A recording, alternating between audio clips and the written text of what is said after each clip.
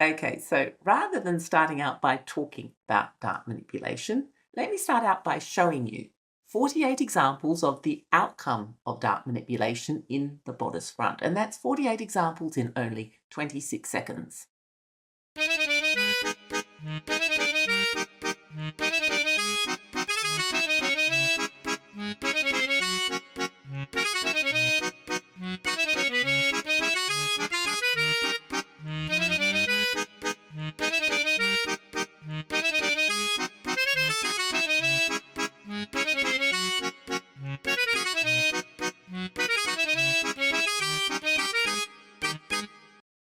So, what is dart manipulation? Hopefully you understood by that visual that it is about moving darts. But why do we move darts and how do we move darts?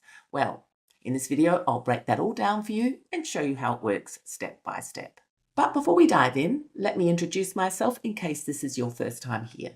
My name is Maria and I started drafting patterns at the age of 40. And like many people with non-standard figures, I struggled trying to get a well-fitting bodice block. None of the systems that I tried worked for me, and the outcome of that was I ended up creating my own bodice block drafting system. So these days I make most of my own clothes and I draft all of my own sewing patterns, mainly dresses, because I love the comfort of dresses. That's me. So now let's get back to manipulating darts. Let's start with the basics. What is a dart? A dart is a wedge-shaped section of fabric that is closed to allow the garment to follow the curves of the body. Here is my dressmaker's dummy Dee Dee, wearing a toile I made from this block that is shown. The yellow shaded sections represent darts that have been sewn closed, allowing the flat 2D pattern to transform into a 3D shape that fits the curves of the body. In this video, I will concentrate mainly on the front bodice block as that does give the most opportunities for dart manipulation, but I will touch on the bodice, back and skirt later on. This is a 2-dart bodice block which I'll be using in several examples. The orange wedges represent darts. These are the areas of fabrics that will be folded and sewn closed. When closed, the flat pattern on the left transforms into the 3-dimensional shape shown on the right. Note that this block is a half block. It only shows one side of the body. In reality, the body is symmetrical, at least in theory, so the full front would include a mirrored copy of this half, but I always just use the half. You can see that the darts all point towards the bust because their purpose is to shape the fabric around the curves of the bust. Darts are essential to getting a close fit from a flat piece of fabric, and they can be moved. So why move a dart if it's doing its job? Because while the function of the dart is shaping, the location of the shaping is part of the design. So the answer in a nutshell is for design purposes. Moving darts allows for variety. For example, in this case, you could do some color blocking. In this case, it becomes a princess line, which can be more flattering line for larger busts and or make it easier to sew. Very large darts can look unflattering, and design lines make it possible to get rid of the pointy end of the dart. Now you may notice that these all aren't actually darts, but we can turn darts into gathers, tucks or pleats, and also into design lines. And in that case, they are called dart equivalents because they serve the same shaping function, just in a different form. So it's still dart manipulation because you are manipulating a dart and turning it into a dart equivalent that is acting the same way as the dart, just in a different form. Now, when done correctly, moving a dart doesn't change the fit, just the appearance and construction.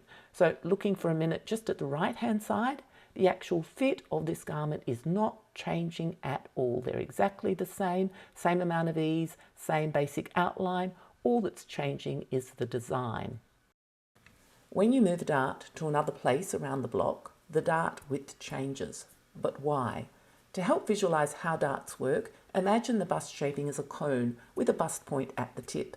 The circle here shows the base of that cone and the bust point is at the center. A dart is like a wedge cut out of that cone. When you close that wedge, you get the shaping needed for the bust.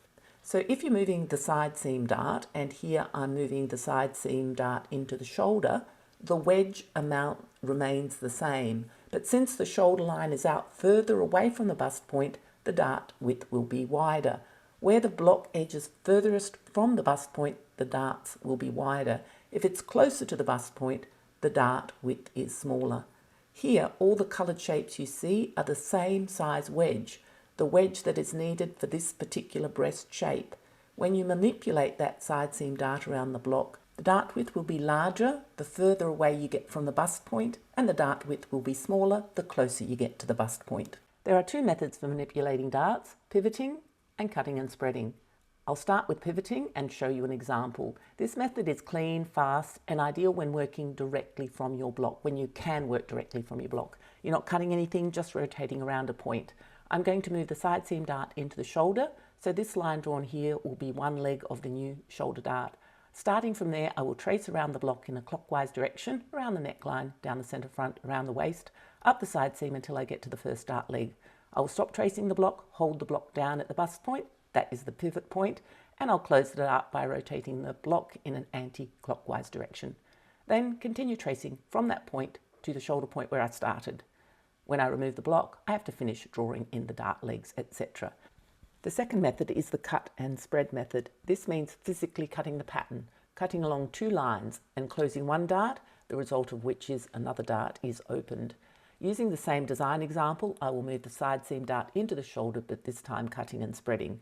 As you don't want to cut your block up, you first need to trace your block onto paper. That's already been done. This white outline is the block traced onto paper. I will draw in the dart leg from the bust point to the shoulder. I will cut along that line, and I will cut along the top side seam dart leg, leaving a hinge at the bust point. When I close the side seam dart, the shoulder dart will open, and I'll need to put paper underneath and tape it down to secure it. So when do you use which method? Which one should you use? Partly preference, but only partly. If you can do the manipulation in the process of tracing your block, you can if you wish. Once you have traced the block and further dart manipulation is required, then you obviously have to cut and spread. So for example, you might actually pivot the side seam dart into the shoulder and you trace that off, but then you have to put in a gate dart after you've lowered the neckline. In that case, you then have to cut and spread. So now I'll go through three more examples of dart manipulation. In example 1, I'll use the pivoting method. So pivoting to create this design, moving the side seam dart into the centre front neck point. I will draw the line from the bust point to the centre front neck just so you can see what we're doing. You don't really need to draw that line on the block, but I'm doing it for clarity here. I'll trace around from that point, centre front neck, down the centre front, around to the first dart leg. Then I'll pivot the block to close the dart, continue tracing, and take the block away. Then I need to finish drawing in the darts. So what we've covered so far is considered simple dart manipulation. There is more complex dart manipulation, and the two designs I'm going to show you next are more complex. So example number 2. In this design, what we have is 3 parallel darts, and I'm using the pivoting method here, but at this point I mentioned that I'm using a 1 dart waist block rather than a 2 dart block I've used so far. It's just simpler in this case, and I do have a 1 dart block which I use sometimes rather than the 2 dart block. So when you have parallel darts, when you think about it, they cannot all be pointing to this bust point, because in that case they will not be parallel. They'll all end up at the same point, and that's not parallel.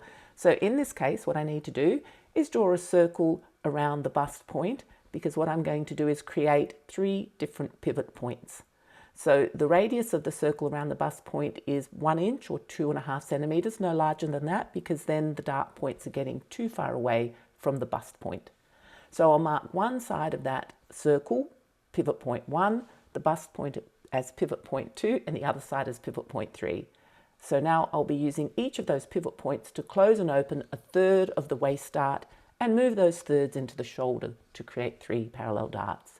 So I need to draw in the 3 parallel lines to the shoulder from the pivot points, and also I need to divide the waist dart into 3 portions as well. So then I trace from the first new dart leg in the shoulder around to the waist dart.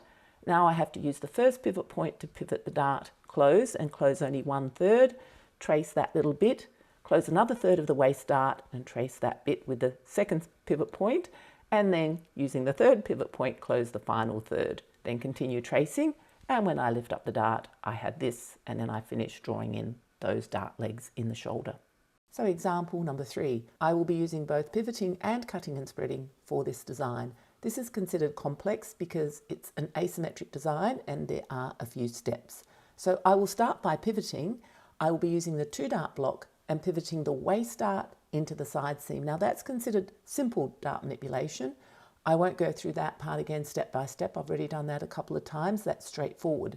So after I've done that step, this is what I have after I've pivoted the waist dart into the side seam. And now I need a full block. I can't create this design on the half block. So if you look at the design, you'll see it's not symmetrical, so a half pattern will not work. So I need to repeat what I did on the flip side, and I can redo the pivoting if I want, or if you don't want to repeat the process, you can fold the paper along the center front line and use a tracing wheel to get a mirror image of the other side. So then I'll draw the lines as shown. You can see that those two lines are as per the design on the right hand side. And I'll start by cutting the top line, the green line, and closing the side seam dart on the left hand side, then cutting along the pink line and closing the other side seam dart. And there's the final pattern. But just note the pattern on the last two slides are smaller. They are not to scale as the other slides were. I had to reduce the size to fit on the available screen real estate. So there you go, there's two examples of complex dart manipulation. So my focus has predominantly been on the bodice front because that gives more options for dart manipulation, but you can do dart manipulation wherever there are darts. Here is a dart manipulation in the skirt, where you close the dart in the waist of the skirt to add flare to the hem. Now the same concept of the wedge applies here as well. So dart manipulation is often used in the skirt to add flare to the hem area.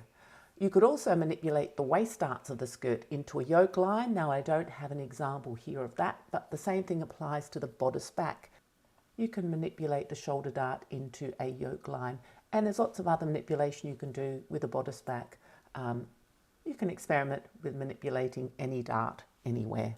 So second to last thing, if you've reached this point, please like and subscribe if you want more content. Liking and subscribing will help the algorithm.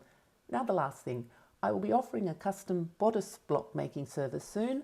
I'm working on the details. I need to update the measurements video and build a page with the details of the service and the price, etc. But if you're interested, come back towards the end of June and I'll put a link in the description field below this video. So, thanks and ciao.